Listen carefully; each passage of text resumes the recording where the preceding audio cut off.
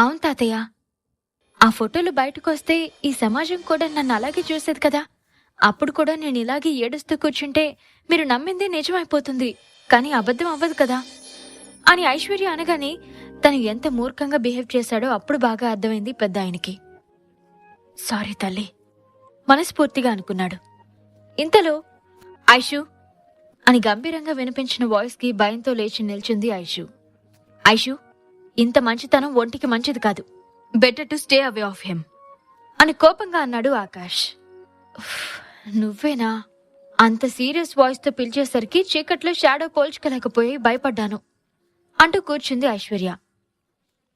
ఐషు, నేనేం చెప్తున్నా నువ్వేం మాట్లాడుతున్నావు అని చిన్నగా కసురుకున్నాడు ఆకాష్. ఆకాష్, తాతయ్య మీద నాకింత తొందరగా కోపం తగ్గింది అంటే రీజన్ నువ్వే.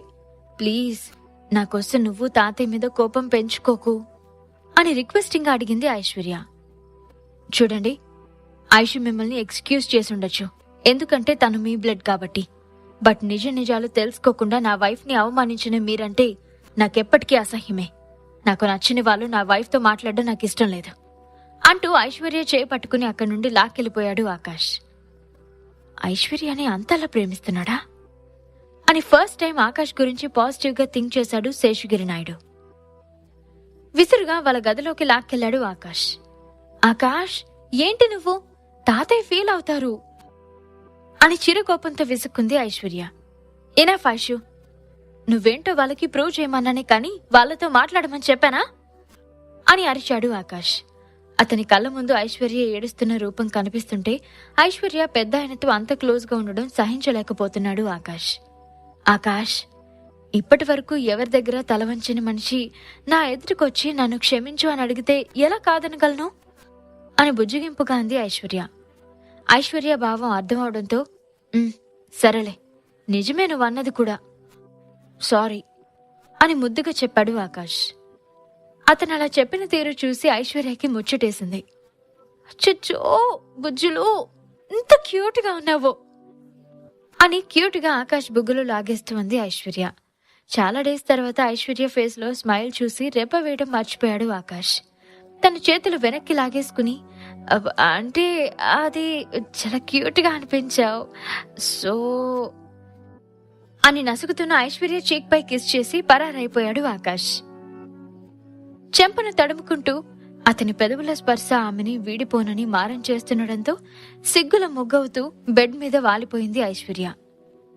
మార్నింగ్ ఆకాష్ ఐశ్వర్య లేచి రెడీ అయ్యి కిందకొచ్చేసరికి పవన్ హాల్లో వెయిట్ చేస్తున్నాడు. పవన్ ని చూస్తేనే అప్పటి వరకు ఐశ్వర్యతో నవ్వుతూ మాట్లాడుతున్న ఆకాష్ ఫేస్ సీరియస్ గా మారిపోయింది. ఆకాష్ సడన్ గా ఎందుకు సైలెంట్ అయ్యాడో తెలియక అతని చూపులు ఎటున్నాయో గమనించిన ఐశ్వర్యకి హాల్లో కూర్చున్న పవన్ కనిపించాడు. పవన్ ని చూస్తూనే చిరాగ్గా ముఖం పక్కకి తిప్పేసింది. నేరుగా వెళ్లి సోఫాలో కూర్చున్న పెద్ద ఆయన పక్కన కూర్చుని, గుడ్ మార్నింగ్ తాతయ్య అంటూ గారాలిపోయింది ఐశ్వర్య. గుడ్ మార్నింగ్ బంగారు తల్లి అంటూ ఐశ్వర్య నుదుటిన ముద్దు పెట్టాడు శేషగిరి నాయుడు. అప్పుడే హాల్లోకి వస్తున్న చంద్రకాంత్ అది చూసి, నాన్న, ఐషు ఏ తప్పు చేయలేదని నమ్ముతున్నారా?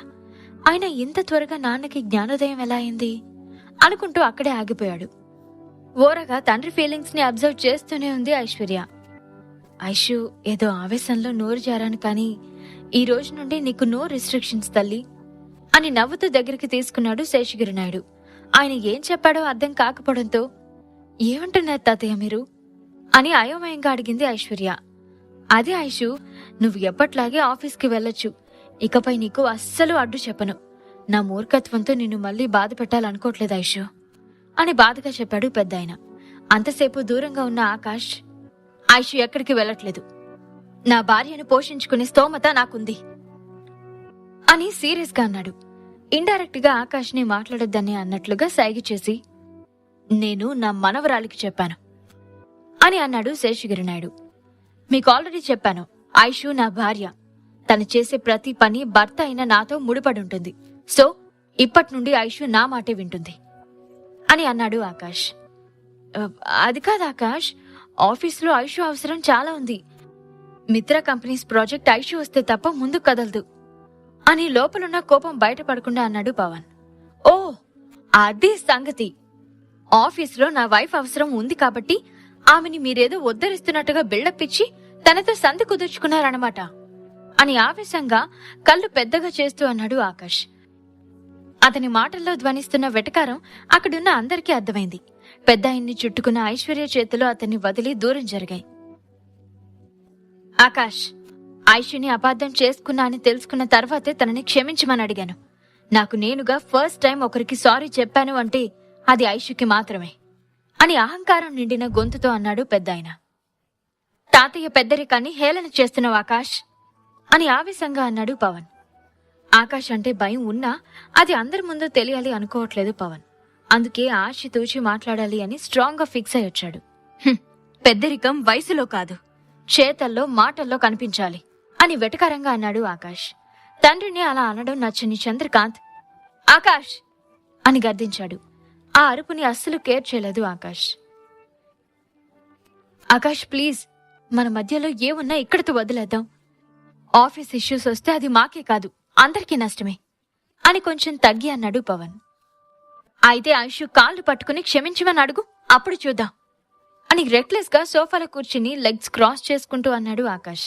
అది ఏమాత్రం నచ్చని పెద్ద ఆయన ఆకాష్ అని అరిచాడు.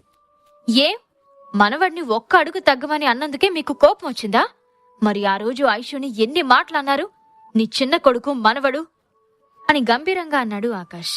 సైలెంట్ గా ఉన్న ఆ హాల్లో ఆకాష్ వాయిస్ రీసౌండ్ వచ్చింది. ఐషు, నువ్వేంటి ఇంత సైలెంట్ గా ఉన్నావు? వాడేం మాట్లాడుతున్నా అలా మూగ మొద్దులా ఉన్నావేంటి అంటూ అక్కడికి వస్తూ అంది పద్మావతి. అక్కడ జరుగుతున్న విషయం అర్థమైన ఐశ్వర్యకి కోపంతో పిడికిలి బిగుసుకుంది. క్షణానికోసారి రంగులు మార్చి ఊసర వల్లే నయం. అది తన ప్రాణాలు కాపాడుకోవడం కోసం కలర్స్ చేంజ్ చేస్తుంది. బట్ మీరు ఛ అని అసహ్యంగా అంటూ సోఫాల నుండి లేచి బయటకు వెళ్తూ ఆకాష్, నేను కారులో వెయిట్ చేస్తుంటాను, త్వరగా రా అనేసి వెళ్ళిపోయింది ఐశ్వర్య.